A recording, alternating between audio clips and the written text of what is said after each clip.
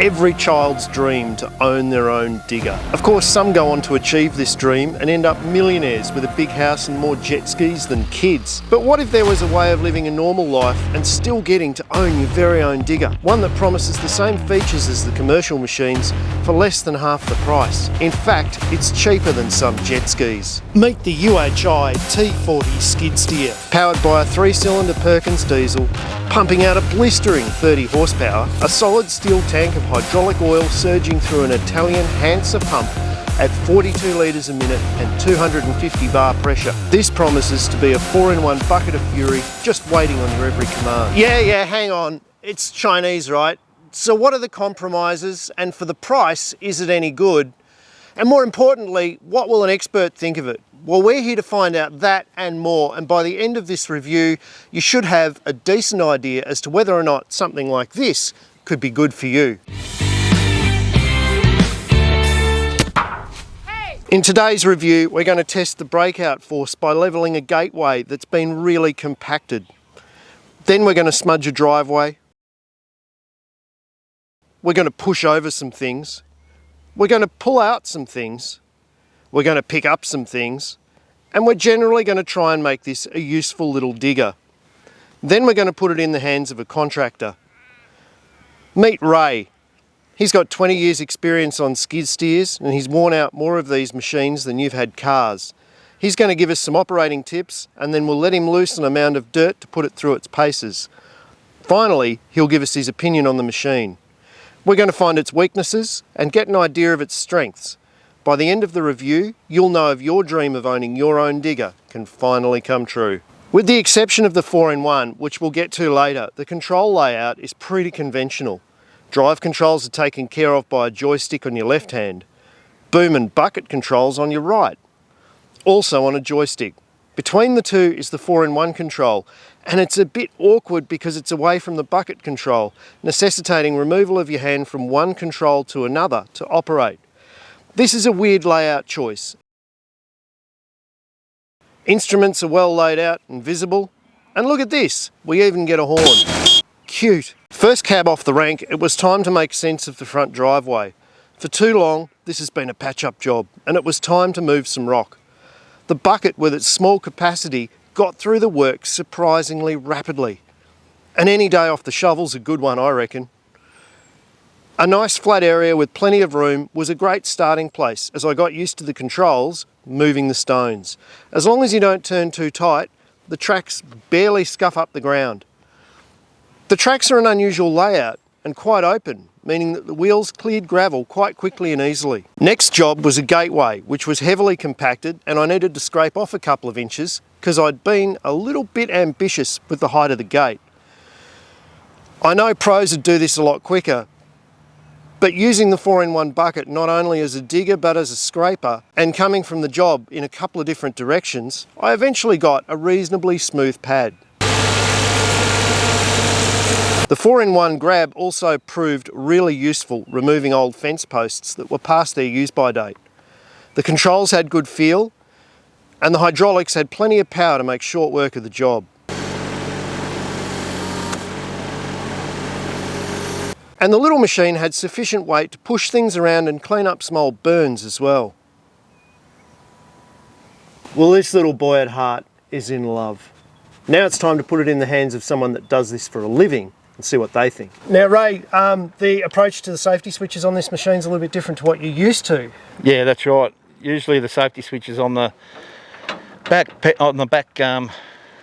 platform, yep, which can be a bit of a nuisance on rough terrain. It can cut in and out, causing the machine to jerk. So this has got like a dead man switch which hooks onto the person operating the machine. If they fall off, it disengages and the machine will stop. And you might not have disengaged the safety switch on your back step, might you? No. No, wouldn't never do that. No. No. No. At least this means that you don't have to disengage it if you don't want it. No, that's right. Yeah. Any other good features in terms of safety, mate? Yeah, the horn. A lot of these small machines don't have a horn. This one's got a horn on the dash and also on the controller. Fantastic. Up there. So you can abuse people and keep your hands on the controls at the same time. Yeah, that's right. Yeah, no, it's a good idea, the horn. definitely. Yeah. And you're not familiar with that feature being on other skid steers that you've operated? Not that I've operated, no. Now, Ray, you've also noticed a few things at the front of the machine that are a bit different to what you normally expect, and this is probably also a reflection of the really low entry-level price with this machine, isn't it? Yeah, that's right. There's only the one set of fittings for your auxiliary. Usually there's two sets of fittings for your auxiliary. You'll have ram operated and motor operated. These must be like a high flow setup, so your bucket's operating far too quick opening and shutting. But in saying that, your attachments when you use an auger drive or a trencher will work. They'll be really powerful. Yeah, they'll work. Yep. So if you're paying a lot more, you'd probably expect a machine with another set of fittings being high flow That's and right. low flow options. This That's one's right. just got the high flow option. Yep, that's right. Now, Ray, the layout of the 3-cylinder Perkins, as expected, good, bad or otherwise? No, it looks pretty good. Everything looks in the right place. Yep. Filter's pretty easy to get to. Air cleaner's nice and easy to get to. So servicing and maintenance, easy peasy. Yeah, it looks it. There's another filter up here for your hydraulics. Then you got your oil. Check your oil down here, which is all easy accessible. Yep. No, it doesn't look too bad.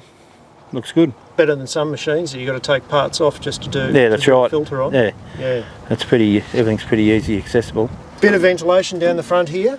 You're Yeah, concerned which about is, a bit of dirt build up down there. Yeah, which is a sort of can be good and can be not so good. In terms of engine life, the more ventilation the better, I suppose. Yeah, getting the engine cooler is a good thing, but when you're picking stuff up with your bucket and you might have an overspill, Yep. you will get dirt going into those vents, and it doesn't take long before the bottom underbelly of the machine's full of dirt, and so it might mean a bit more maintenance and just to keep an eye Bit out of on a that hose out stuff. every now and then. Yeah, yep. But then that all comes down to operator as well. So Yeah.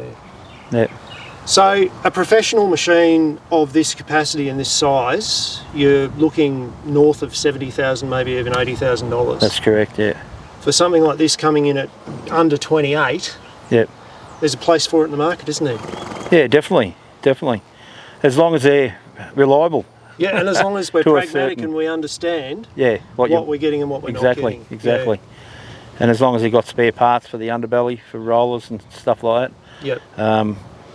Yeah, for a hobby farmer or a contractor that doesn't need a machine, or is not on a machine 8 hours a day, or moving a lot of bulk dirt and stuff like that, it's not a bad thing. In terms of pins and mast, looks pretty good. They're all Yeah, greasable. the pins are all greasable. They all look pretty good. All the hoses going to the main rams all look all good. That's not too bad at all. Yep, looks all right. Well, Ray, thanks very much, mate. No now, worries. I've got to get on this machine and have a bit of a play. Yep. What are some of the do's and don'ts for a first timer jumping on one of these skid steers? Don't travel with a bucket full of dirt high up.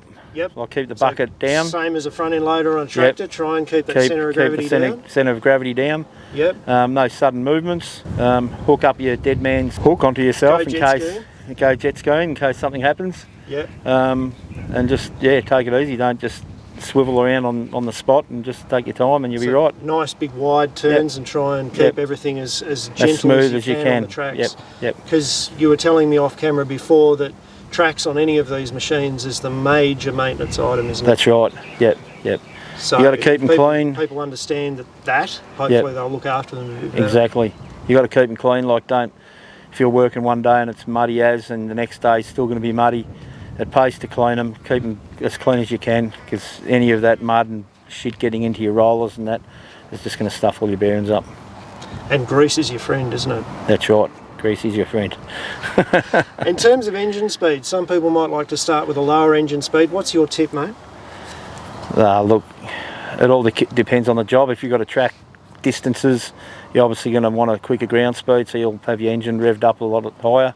If you're only doing close work or delicate work where you're levelling out gravel for concrete preparation, or just moving in small areas, well, you don't need to rev the machine flat out.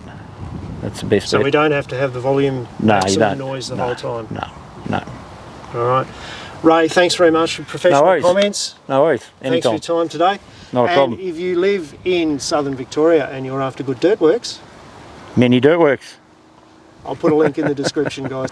Well, the big things seem mostly right with this little machine. The engine and hydraulics are well laid out. there's ease of service, the pins are greasable, the bucket's strong, and the 4-in-1 works well. The track design is lighter than some, and this does offer ease of maintenance, but time will tell how well it wears. The spongy footplate caused Ray quite a bit of concern, not so much myself because I'm a little bit lighter. There are extra bolt holes. I would suggest that if you're on the heavier side, you add some extra bolts and springs, and hopefully that'll alleviate the problem. But this is a design that could potentially be looked at. Now, the jet ski style safety lanyard did concern me a little bit, simply because any time that you rely on the safety device being an opt-in mechanism, the very idiots that are going to hurt themselves are the ones that are not going to put it on. Well, there we have it, the UHI 40T. A skid steer loader with all the features at far less than half the price of what you expect from the big name brands. There are a few compromises, but if you can deal with those, you're getting a lot of bang for your buck and a really well designed, laid out engine and hydraulics.